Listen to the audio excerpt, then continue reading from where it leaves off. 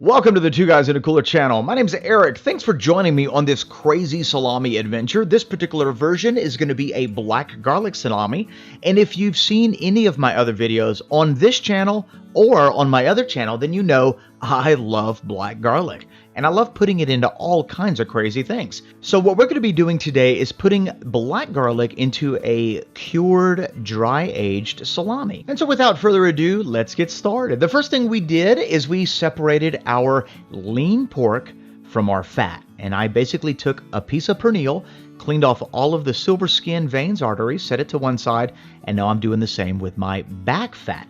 If you're using Boston butt, that has a really good fat to lean ratio, so you don't really have to do this step, but you do want to grind it and you want to make sure that it's really nice and chilled so that your fat doesn't smear or melt in the process. As soon as I'm done with this, I'm going to put it back in the freezer to get the temperature way down. I want it roughly at about 34 degrees Fahrenheit. This is our spice profile for this salami. The recipe is going to be posted below. And all I did was I took black garlic cloves, and I'll put a link to where I got them, and I dehydrated it, put them in a coffee grinder, and made a powder out of it. Black garlic is incredibly powerful, so a little goes a long way. But in addition to black garlic, I'm also using roasted garlic. So this is going to be a wonderful garlic salami if you like garlic. Another incredibly important ingredient when making salami is a starter culture. Starter cultures are basically lactic acid producing bacteria, or LABs. And what these do is these enhance the color, enhance the flavor, lower the pH, and they do all of this while eating simple sugars that are found in your salami. This particular starter culture is called TSPX, and we're going to be making a special unique video on starter cultures, so be sure to stay tuned for that. But if you want to know where to find this starter culture, check out the description box below. There's this one company that I get all of my sausage making needs from. It's called The Sausage Maker, and as a bonus, they also extend the subscribers to our channel a cool discount with a coupon code, and all that's going to be listed below. This right here is our mold. It's called Penicillium nalgiavensis, and we're going to use that towards the end to cover our salami. Now we're ready with our seasoning, our starter culture, and our meat, and all we need is our casings. So in order to get our casings prepared, now I'm using synthetic casings. I like these because they're durable, they're hardy, they come in a ton of different sizes, and you can also get natural casing. And all I'm going to do in some warm water is let those sit for about 20 minutes. All right, now it's time to mix our meat. So our meat is chilled, and we're just going to put it in a stand mixer. Now, if you've got a KitchenAid, you can use your hands. You can use it really doesn't matter how you mix it. You just want to make sure you mix it well. I'm going to be adding my seasonings, and then I'm going to add my starter culture. And notice how I just drizzle my starter culture into my meat. I want to make sure that it's thoroughly combined. One of the most common questions that we get asked is, how do you know when to stop mixing? Well, I can tell you this. You're visibly going to see a change in the texture of your meat. It's no longer going to look like ground pork. It's going to look a bit like a paste. And it's also going to be incredibly tacky. So once you've reached that stage, when you can grab a little handful of it and it sticks to the palm of your hand if you hold it upside down, that's a good time to move on to the next step. And our next step is going to be putting it in a sausage stuffer. Now, I use an electric sausage press from the Sausage Maker, because I'm a one-man show right here. And look at this. I'm operating it with my foot right now. And this allows me to make sausage or salami in any quantity without having to bother the rest of my crew, because they're usually involved in other projects. And so what we're doing now is I've got the variable speed of this sausage press set to about 4. It goes all the way to 8. And depending on the diameter of your salami or sausage, you can control how slow or fast you're filling it up. If I put this thing on 8, this thing fills up incredibly fast. But right now I've got total control. I'm operating it with my foot. My right hand is putting in a lot of pressure, and there's no air pockets. And those are all critical elements to having a properly made salami.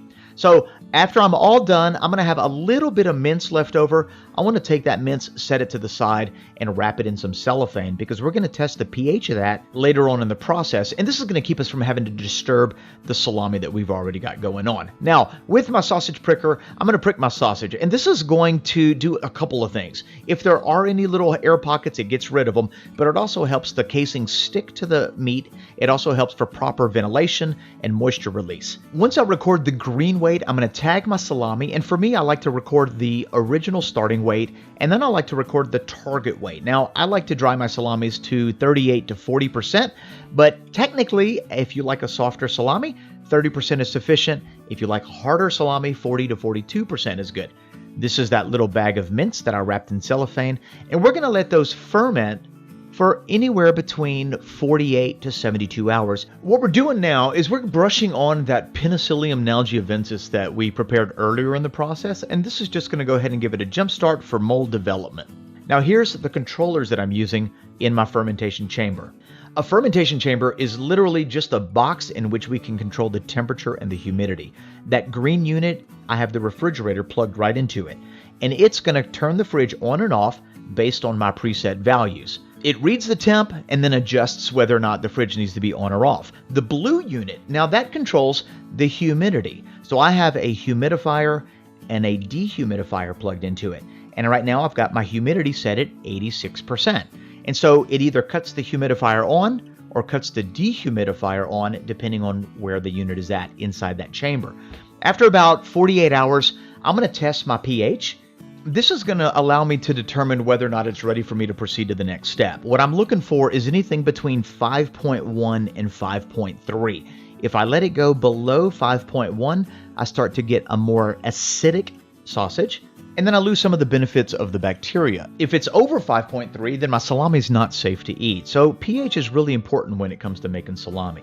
I've now transferred it over to my drying chamber, and notice right there the Penicillium nalgiavensis, the mold is starting to bloom on the outside of the salami, and that's always a really good sign. And you can see all the black garlic specks, which look absolutely beautiful. This salami is going to hang in this chamber at 55 degrees Fahrenheit with an 80% humidity for roughly about 3 months.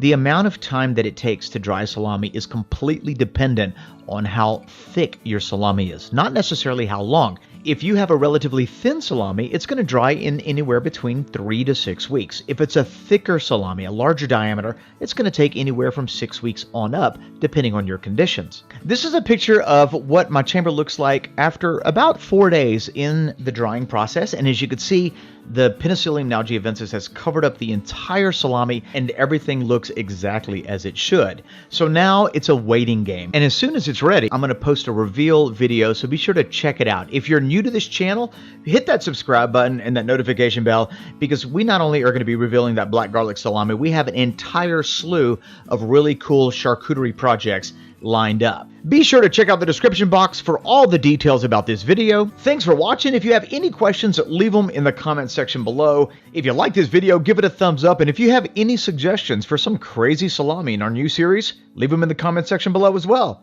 Thanks for watching. We'll see you in the next one.